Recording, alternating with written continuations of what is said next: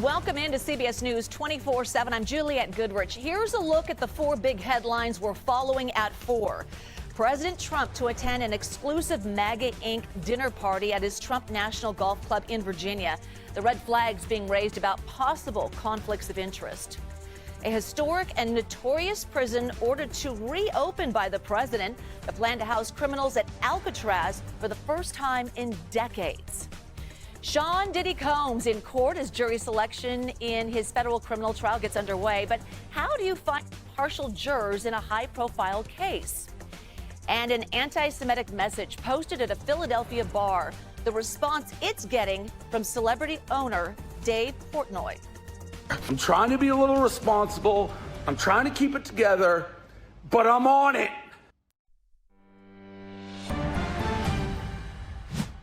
We begin with the Trump administration offering undocumented migrants free airline tickets and a $1,000 stipend if they self-deport.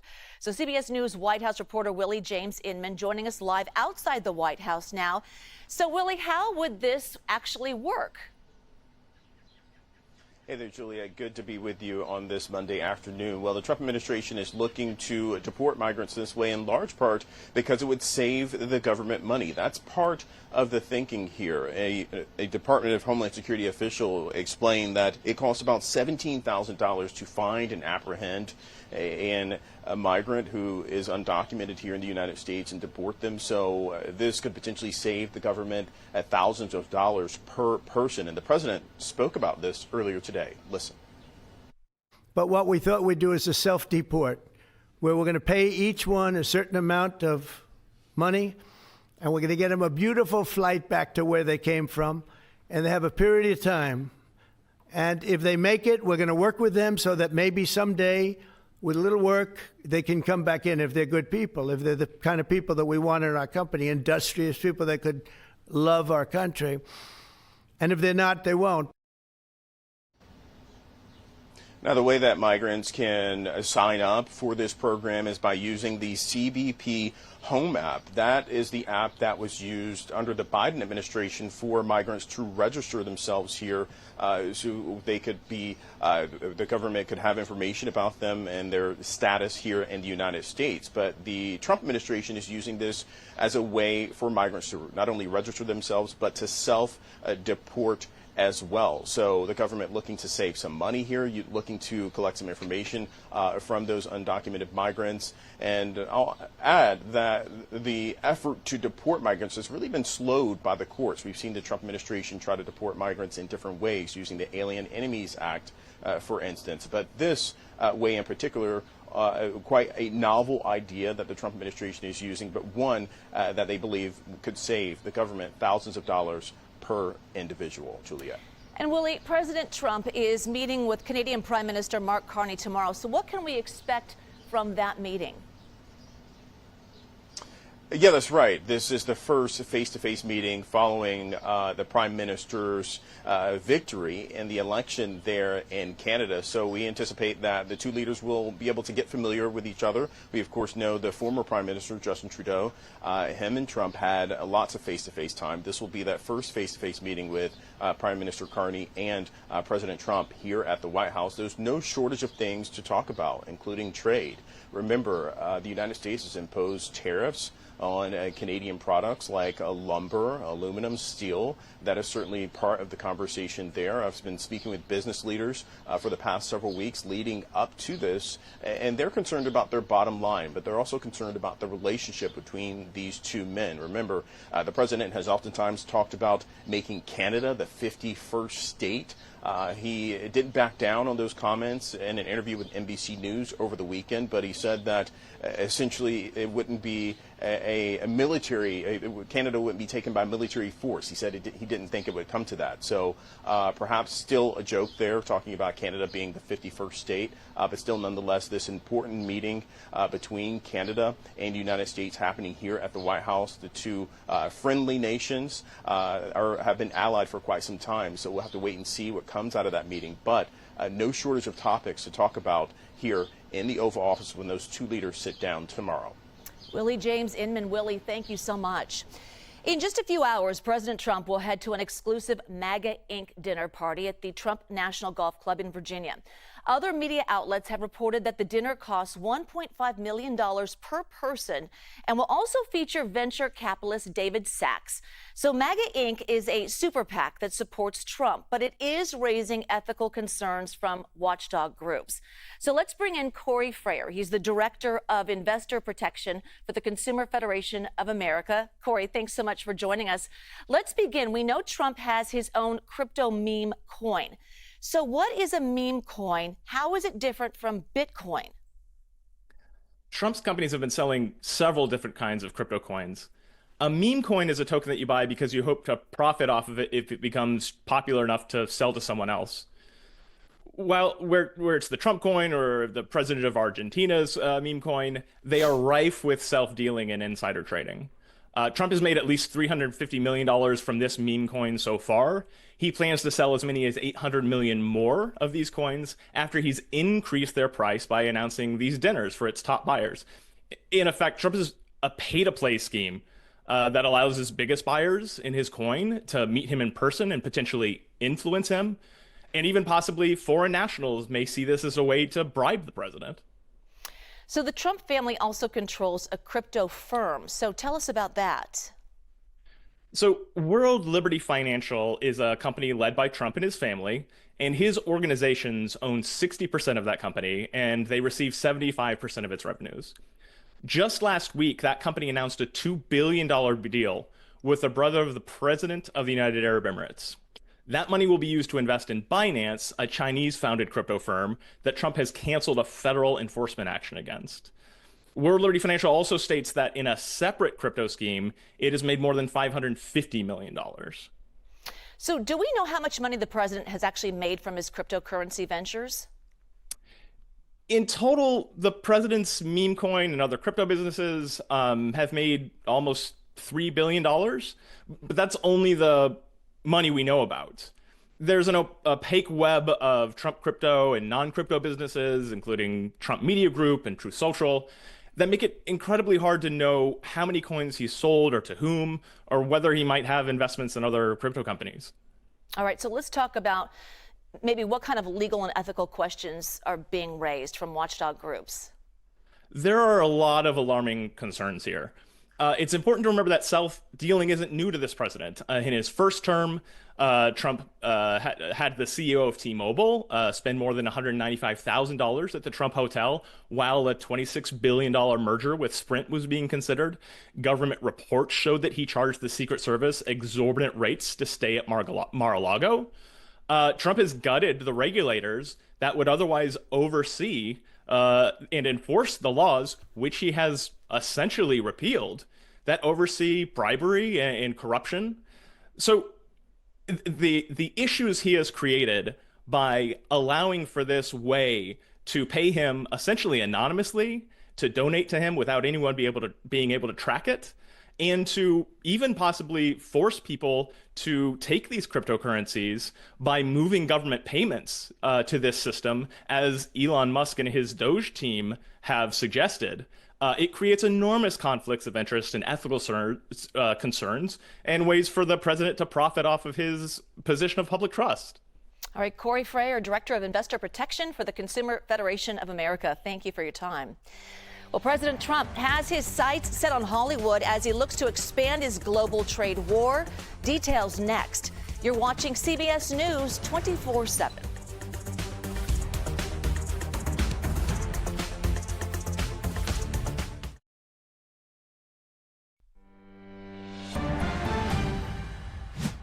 We are watching Wall Street as investors watching for progress on trade deals now digest the possibility of more tariffs. So the closing bell rang just minutes ago, the Dow down nearly 100 points. So let's take a look at our interactive stock market heat map brought to you by FinViz. It shows the top 500 stocks.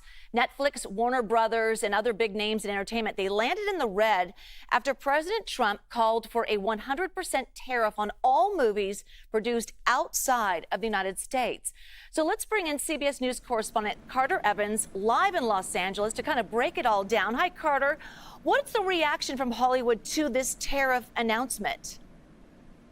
You know, it's been described as kind of a five-alarm fire in Hollywood. Everybody trying to figure out exactly what this means, because this was a pretty vague announcement. He did say 100% tariff, but on what? The revenue that the film generated, the revenue that it generated in the U.S., the revenue that it generated in other countries, the production costs. So no one's really clear on that. And also, the president has a record of going back and forth on these tariff issues.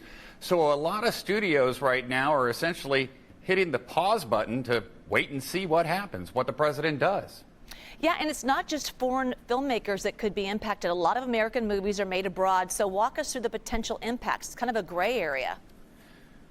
Right. So think about a movie like Mission Impossible. I mean, that's a movie that's shot all over the world, and not necessarily because it's cheaper to shoot in other countries, as it is in some cases, but because of the backgrounds there. That needed to be shot around the world. So what happens to a film like that's making billions of dollars? Is the tariff on the billions and the profit? So that's kind of what people are really concerned about here. And they say, especially for the smaller films, the smaller budget films, the independent films, it's going to stifle creativity because sometimes they do want to go to the cheapest place to produce the film, so they get more bang for their buck with their limited budgets. And if they're forced to shoot in the U.S., well, that may change the plot line of some scripts, and it also may constrict the budgets even further, stifling creativity. Yeah, changing the scripts as we speak. All right, Carter Evans. Carter, thank you. All right, we're taking a live look now at Alcatraz, the former prison on an island off the coast of San Francisco that President Trump says he wants to open again. He first suggested the idea on Truth Social Sunday and is now doubling down. So let's take a listen. Here's an idea I've had, and I guess because the judges, so many of these radicalized judges, they want to have trials for every single, think of it, every single person that's in our country illegally, that came in illegally. That would mean millions of trials, and it's just so ridiculous what's happening. And it's long been a symbol, Alcatraz, of whatever it is. I mean, it's a bad symbol, but it's a symbol of law and order. And, it's got quite a history, frankly. So I think we're going to do that, and we're looking at it right now. CBS News Bay Area reporter Veronica Macias has the details from San Francisco. Some 60 years ago, the main reason Alcatraz had to be shut down as a prison was because of its physical isolation, the dangerous choppy waters around it. Not long ago, we saw a kayaker who had to be plucked out of the water as these waters were getting really rough this morning. And the second reason it closed was because of a lack of water on the island. The FBI page saying even water had to be brought in by boat to the rock. Now, while it was considered the ultimate security prison and an ideal place to house the most dangerous of criminals, it's difficult to operate. The president's idea this morning not being taken seriously by some lawmakers who say this is perhaps just all a distraction from concerns on other issues like tariffs and the economy. The idea, though, has been brought up before. Under the Reagan administration, there was a proposal to perhaps hold some 10 to 20,000 Cuban detainees on the rock. Between 1910 to 1940, Angel Island served as an immigration station processing Asian immigrants. And since its closing, Alcatraz has served as an iconic San Francisco attraction, bringing in 1.6 million visitors annually and also bringing in some $60 million in revenue. Earlier this afternoon, President Trump announced the NFL draft would take place in Washington, D.C. in 2027. He was joined by NFL Commissioner Roger Goodell and Washington Commanders owner Josh Harris. Let's take a listen to that. The draft is a celebration of one of our country's most cherished cultural institutions and the annual highlights for football fans everywhere. Everyone in the world is going to be watching. We look forward to welcoming people from across the nation, from all over the world. They also discussed plans to build a news stadium at the site of RFK Stadium. President Trump said the NFL draft and the new stadium would help keep D.C. safe, clean, and beautiful. All right, a live look at New York, where you can expect some rainy weather all week. Meteorologist Jessica Birch is tracking the national forecast. Well, there's two storm systems, one down in the south, starting all the way over in Texas and sweeping across the south within the next 48 hours, and another one up in the northeast, bringing in soggy conditions for our friends up near New York and Boston as we head into the next 24 hours, too. Now, the one down south could bring anywhere up to around 4 to 6 inches of rain across the Gulf Coast, all the way over into the panhandle of Florida, and at the same time, our friends up near New York, they could see anywhere up from around 2 to 4 inches of rain. So let's take a look behind me. I want to time both out so you're prepared before we head out the door. We take a look up north, places like Pennsylvania, New York City, and all the way up into upstate New York, eventually over into Maine. We're seeing strong thunderstorm activity on and off from now until Wednesday as that starts to move offshore. Now this, we've already seen so far anywhere up to around 5 inches of rain in cities close to New Jersey and all the way over into New York too, but we'll see an additional 2 to 4 within the next 48 hours. But as we head down south, this one reminds me of last week's storm system. Strong in size, large in size too, and packing plenty of severe weather right around the corner as we head into our Tuesday and Wednesday forecast as it slowly moves across the Mississippi, bringing in severe thunderstorm activity all along that Gulf coastline. Today, though, we take a look at our severe weather outlook. It's really showing that enhanced risk over central portions of Texas. We turn the page tomorrow, it's going to look a little bit different. I'll show you that in a second. Today, we're concerned about large hail with those thunderstorms. We're also concerned about damaging winds, too. You turn the page to tomorrow, though, now we're starting to see those storms shift off into the east, eventually over the Mississippi. And this time we could see anywhere up to around 2 to 4 inches of rain this afternoon, but we'll continue to add to that anywhere up to around 6 inches of rain. So a half a foot from now until Friday, just across Louisiana, pushing over into the Gulf Coast area of Mississippi and Alabama too. Back to you. Major delays and cancellations, the big headache for travelers at one of the nation's busiest airports. Next, you're watching CBS News 24/7.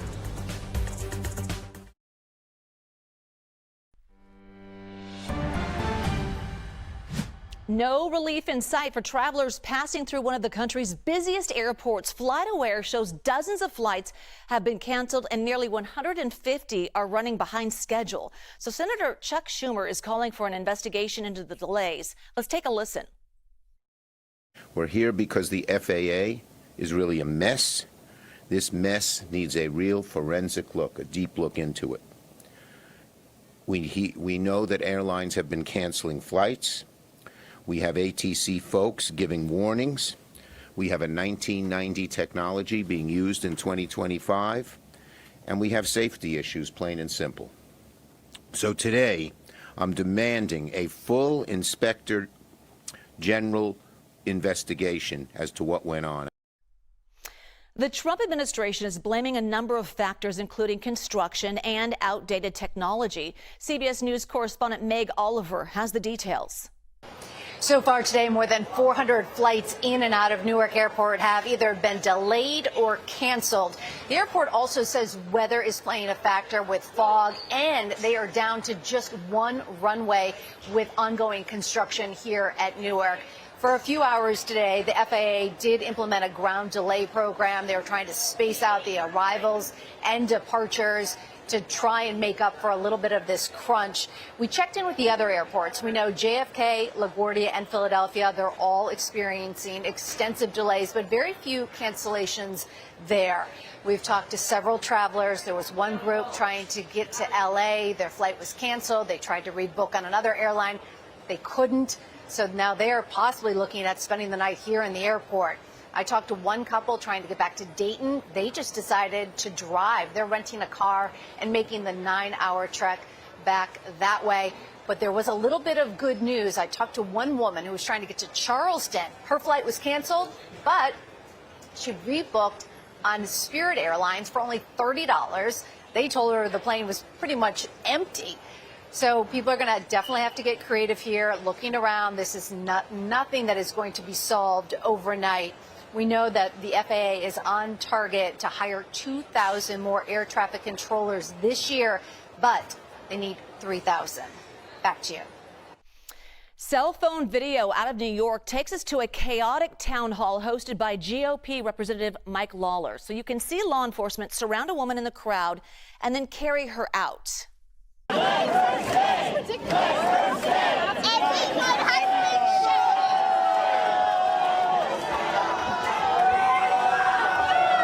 So it's not clear exactly why she was removed, but in the video, you hear someone in the audience say everyone else in the row was yelling and screaming too.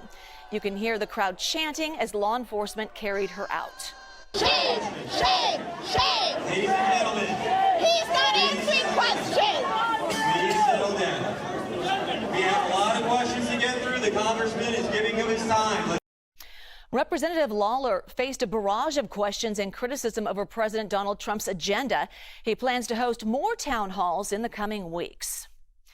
Barstool Sports founder Dave Portnoy is speaking out after an anti-Semitic message was displayed at his Philadelphia bar. So here is CBS News Philadelphia's Ray Strickland.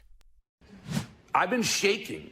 I've been so mad. The founder of Barstool Sports, Dave Portnoy, posting this video to Instagram, responding to an incident involving an anti-Semitic sign at his Center City bar. I'm trying to be a little responsible.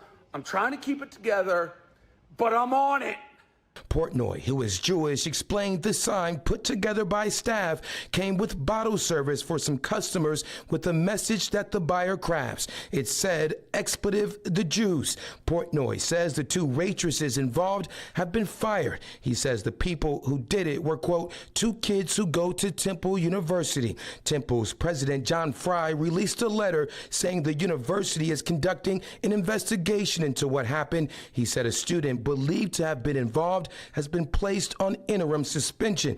The president went on to say in part, quote, in the strongest terms possible, let me be clear, anti-Semitism is abhorrent. It has no place at Temple, and acts of hatred and discrimination against any person or persons are not tolerated at this university. It's incredibly insensitive. It's incredibly disgusting. Jason Holtzman is with the Jewish Federation of Greater Philadelphia. He called what happened unacceptable, saying anti-Semitic incidents have been on the rise since the terror group Hamas attacked Israel in October of 2023. Ever since then, we've really seen an uptick of hate against Jewish people, vandalism of Jewish institutions. It's really a disturbing sign of the times. A day after the incident, Barstool Sampson Street was empty. The bar decided to close and later released this statement on their Instagram, apologizing for what happened, saying in part, quote, this unfortunate incident is the opposite of what we stand for. It's disgusting to hear. Customers of the bar also reacted to the incident. It's just a terrible thing to do, especially in like a public bar like this. You know, that's crazy. Really, I'm just surprised. In a second social media video, Portnoy later said he wants to use what happened as a teaching moment for what he called the culprits, saying he wants to send them to Auschwitz, a concentration camp run by the Nazis during World War II. And Temple's president says the university is looking into whether any additional students were involved in the incident. The president says they could face strict disciplinary action and could possibly be expelled. In Philadelphia, Ray Strickland, CBS News, Philadelphia. We go to upstate New York, where a prison guard pleads guilty to manslaughter in the death of an inmate. Back in 2024, police officers' body cameras captured guards beating a man in handcuffs named Robert Brooks.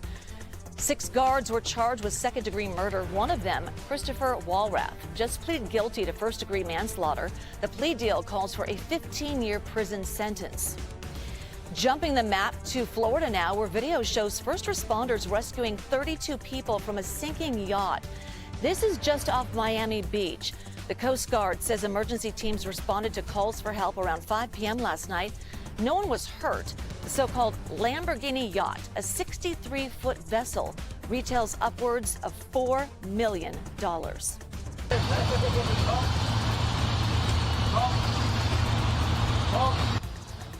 From one rescue to another, we have video out of Kentucky. It shows firefighters lifting a driver to safety after a crash left a semi-truck dangling from an overpass. This is in Louisville near the Kennedy Bridge.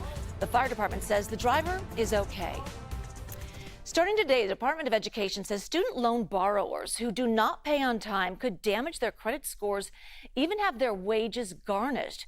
CBS News correspondent Lana Zach spoke with a borrower who is struggling to get answers about her loans. Are you worried about drowning?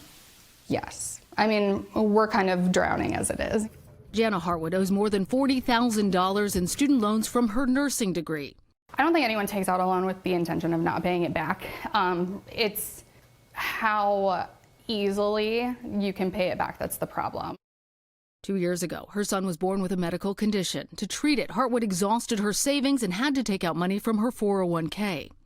During the pandemic, student loans were put into forbearance, but when repayments resumed last year, Hartwood says she was never notified. After hearing of the agency's collection decision from a news report, she checked her account. I was shocked. Like, I had no idea that my loans were delinquent at that point. So they never told you that you had any problems? Nope. I checked every email. I got statements that had a 0 on it. With all of the chaos right now, it is exceptionally cruel to start these draconian collection tactics. Persis Yu is an expert in student loan law. She says steep job cuts at the Education Department and steps to dismantle it have left the loan system in disarray. Many of the services have hours-long call wait times in order to get just a simple answer about how much do I owe, how do I pay my loan. For borrowers who have faced financial hardship, it's especially difficult. There are not provisions that take into consideration when families have extraordinary circumstances. The Education Department under President Trump blames the former administration, telling CBS News because of their, quote, attempts to transfer student debt to every taxpayer, the student loan portfolio is in a dire financial state. As for Hartwood, after hours on the phone, she still has no clear answer on her loans. How much can you afford to pay back right now? None. Experts say impacted borrowers should take detailed records, including screenshots of their account and payment information, and that they shouldn't hesitate to reach out to their members of Congress for casework help. Lana Zach, CBS News, Iowa City, Iowa. The sex trafficking trial of hip-hop mogul Sean Diddy Combs kicks off today with jury selection. We're live outside the New York City courthouse next. You're watching CBS News 24/7.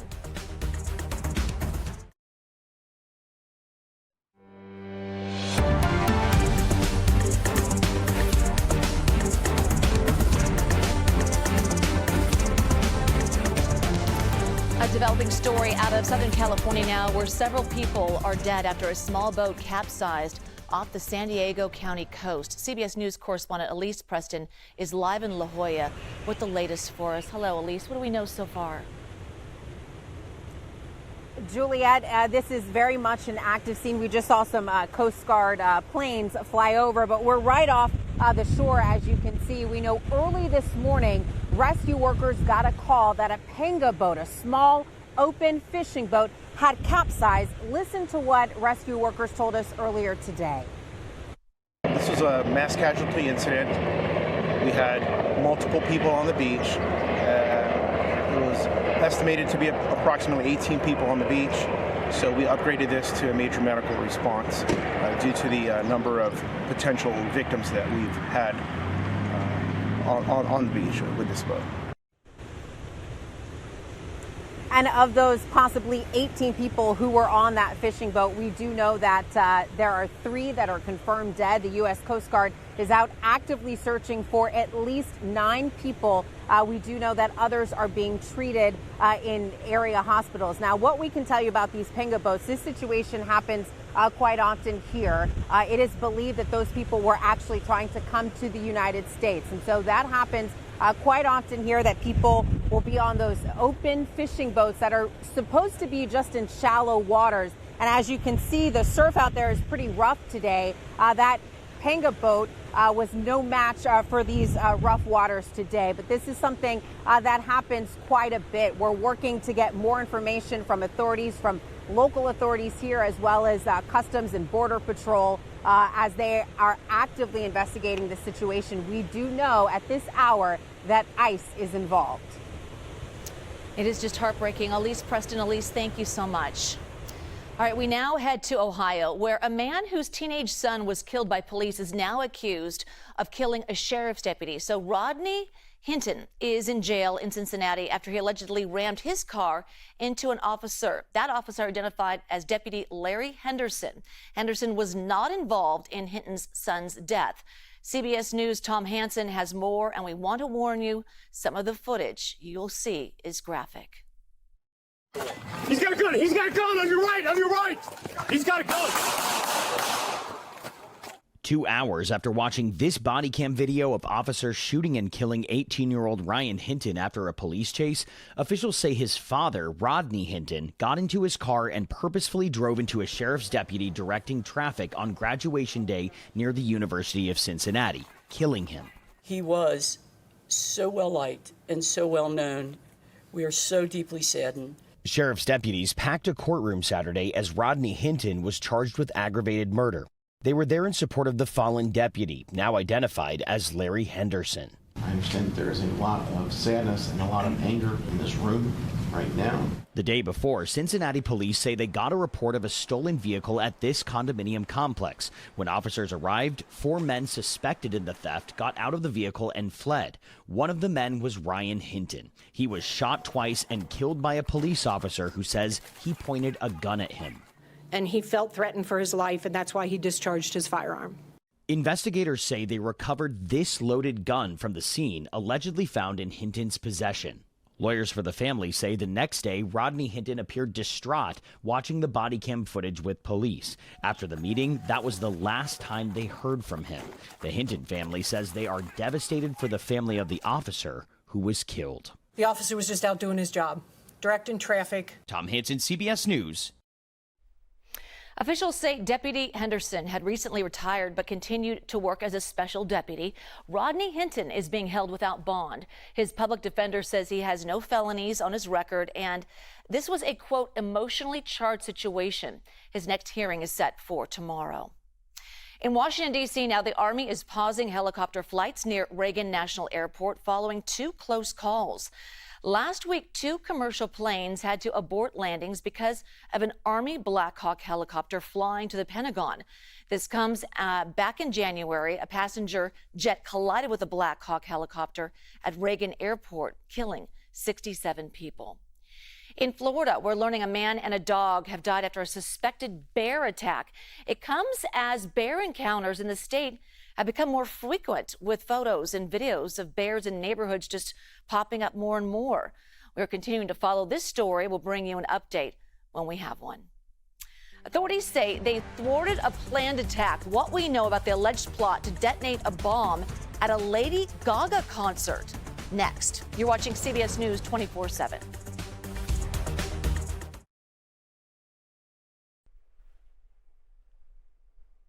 A high-profile case we're following, the Karen Reed trial underway right now in Massachusetts.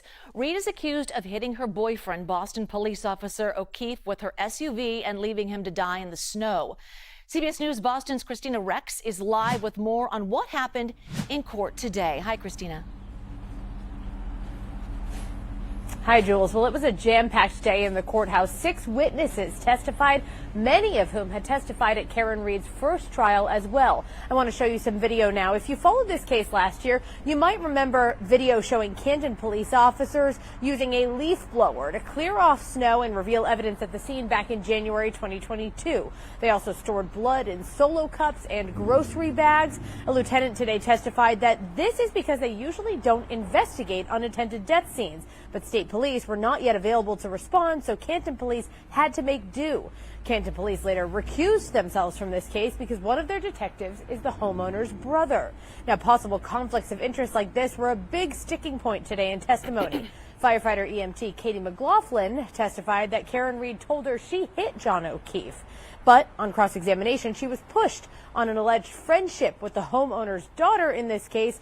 That's a friendship she denied. And now those were not the only witnesses to testify today. A couple of other witnesses testified that as they drove by the house that night, they saw Karen Reed in the driver's seat of her car, and they did not see John O'Keefe in the passenger side seat. One other witness who was in the house that evening testified that John O'Keefe never came inside the house. Jam-packed today, like I said. Jules? Absolutely. All right, Christina Rex. Christina, thank you. News we're following around the world. Israel's military targeted Houthi rebels in Yemen with airstrikes today. Israeli Prime Minister Benjamin Netanyahu monitored the strikes from Air Force headquarters. This comes after the Iran-backed rebels launched a missile attack on Israel Sunday. The Houthis say American forces were part of Israel's strike on Yemen today.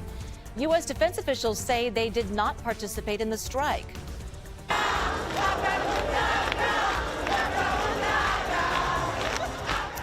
Brazilian police say they stopped a bomb attack planned for Lady Gaga's concert in Rio de Janeiro on Saturday. They say the plot was planned by a group promoting hate speech and violence in teenagers. They arrested a man described as the group's leader. Rio's City Hall says more than 2 million fans went to Gaga's concert. The papal conclave begins Wednesday to choose a successor to Pope Francis, and preparations are in full swing. Today, workers installed curtains on the balcony where the new pope will appear. A temporary chimney was placed on the roof of the Sistine Chapel, where cardinals will cast secret ballots. When the ballot burn produces white smoke, it means a new pope was selected, and visitors are excited to see it. I have great hope because I think that Pope Francis gave us an incredible legacy to follow, and I know that the Holy Spirit will be guiding the cardinals. 133 cardinals, mostly chosen by Pope Francis, will need a 2/3 majority to elect a new pope. Celebrities arriving for the Met Gala in New York. The annual benefit, it raises money for the Metropolitan Museum of Art's Costume Institute. So there's always a theme. This year's theme, tailored for you. CBS News New York reporter Allie Bauman joining us live with all the details. I'm trying to see behind you what everyone's wearing. Tell us what this Met Gala is all about. Yes. Hey, Juliet. So essentially the Met Gala is like the Oscars for fashion. It is the biggest night in the fashion world where stars, walk in and walk up the Met steps behind me and go inside the Met Gala at the Metropolitan Museum of Art. Now, it is the opening of the Met Museum Spring Exhibition, which this year is titled Superfine, Tailoring Black Style. And it's also the biggest fundraiser for the Met Museum's Costume Institute. Last year, raising a whopping $26 million for the Institute for the museum. So what is this theme? It's tailored for you. What does that mean? Yes, the dress code of the night is tailored for you, which is the way to give people guidance of how to celebrate the theme of the night, which is Superfine, Tailoring Black Style. And basically the theme of the night, which is also the name of the exhibition that this night is opening, is honoring the ways in which sartorial style has impacted Black identity and how Black-led innovation has had such an impact on the fashion world. So you're going to see this through the lens of menswear in a lot of ways, which is why I have my blazer on. You can expect to see a lot of menswear coming up these steps. And once the stars walk up these steps, this is really where everything happens, is right here on the carpet, because once they go inside, what happens in the actual gala itself is kind of a mystery, because they have a very strict no phone policy. They do have some in-house photographers there, but for the most part, it's a big mystery of what all of these 500-plus A-listers are up to. Leave the phone at the door. Okay, Allie, looking good. I like your blazer. Nice fit there. All right, thanks for joining us. Jury selection is underway in the sex trafficking and racketeering trial of Sean Diddy Combs. Dozens of candidates will be questioned every day until 12 jurors and 6 alternates are selected. Those selected will have to claim they can be fair and impartial. So CBS News national correspondent Jerika Duncan joining us live now. Hi, Jerika. It is such a high-profile case. Many people already forming an opinion about it. So how is the court going to vet candidates to make sure it is an impartial jury? Yeah, Juliet, one legal expert I spoke to said today this is the most important part of this entire case, because you're talking, as you mentioned, about those 12 and 6 alternates who will decide the fate of Sean Combs. He is facing up to life in prison because of the sex trafficking and racketeering charges. He has pleaded not guilty to all of those charges and has denied any wrongdoing. So here's what's happening, though, right now behind me in federal court. You have jurors that are being asked questions from the judge, sort of round one, if you will, based on a questionnaire that they filled out. 14 questions that range anywhere from your experience with law enforcement to if you've had any sexual assault encounters or how you feel about listening to testimony of people who will talk about sexual assault. As of right now, at last check, they had about 15 or 20 jurors that they plan to take to the next round, in which the prosecution and the defense will be able to ask further questions regarding any impartiality that they feel these jurors might have towards Sean Combs. As you mentioned at the top of this report, the key is trying to get that fair trial, which both sides say they absolutely want. But this is, again, the most important part. You've seen people that were excused because of scheduling conflicts, because of experience that they've had close connections with sexual assault or domestic violence. One person acknowledged that they work for Simon & Schuster, a product of Paramount, and said they were working on a book deal that was favorable toward alleged victims. So the judge, the prosecution, and the defense really looking and paying attention to any potential issues that might come up when it comes to getting that fair trial for Sean Combs. Absolutely. Jerika, thank you so much. All right, America's biggest companies are feeling the impact of the Trump tariffs, but it's consumers that are seeing the effect in their wallets. For new parents, it means paying taxes on nearly 90% of baby products. CBS News' Elaine Quijano takes a closer look at how parents are dealing with the tariff fallout. In New York City, the journey to parenthood often starts at stores like Babe Stuff. That's a matter of balance. But owner Jennifer Katawi now worries that journey is becoming too expensive. How much was this car seat before? $5.99. And how much is it now? $6.99. Tariffs have forced her to raise prices on big-ticket items, sometimes by hundreds of dollars. Just today, I had to re-tag a number of items because they have gone up just in the last 24 hours. What kind of things are going up? A lot of strollers, car seats, pack and plays, things that we consider baby essentials. About 90% of baby products, including bottles, strollers, and car seats, are made in Asia, the vast majority in China. They're now subject to a 145% tariff. How much of your merchandise comes from China? Of our baby gear, which is about 40% of our business, nearly 100% comes from China. So you don't really have any other options. Yeah, there is very little in the way of options. Katawi, who's been in business for more than 20 years, is warning customers to buckle up for what could be a bumpy road ahead. For families, they have to really prioritize and think of what are the essentials, the ones that there's no option. They just may have to kind of reprioritize or rebudget, so maybe spend a little bit less on something else. Katawi says that juggling inventory, price changes, and customer demand has meant a lot of spreadsheets and late nights. And while she's managing for now, she is worried about the future of her business. Elaine Quijano, CBS News, New York. All right, let's bring up our TikTok tube. Our CBS News social team has so much great content, including a dramatic rescue in Tacoma, Washington, after police responded to reports of a dog trapped on seaside rocks. So body cam footage shows officers using a tarp to safely hoist the Bernese mountain dog to safety. So take a look. What happened? My goodness, she was a good dog. This is quite the dicey spot. You're not kidding. I am so glad you guys called, though. So let's try the lead first and see if maybe we can encourage our buddy to walk out here. Come on, let's go. Oh, come on, let's go. Plan B. That did not work. We were just trying to hunker down even more there. This is such a new, unusual plan. Okay. And we're rolling. Okay, which way are we going? Straight up. That way. Straight up that Very way. slowly.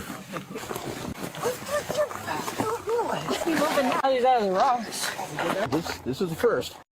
Oh, what a sweetie. The dog was brought to the Humane Society and later reunited with its family. Our social team has so much great content like this on our TikTok and Instagram pages, so follow us at the handle CBS News.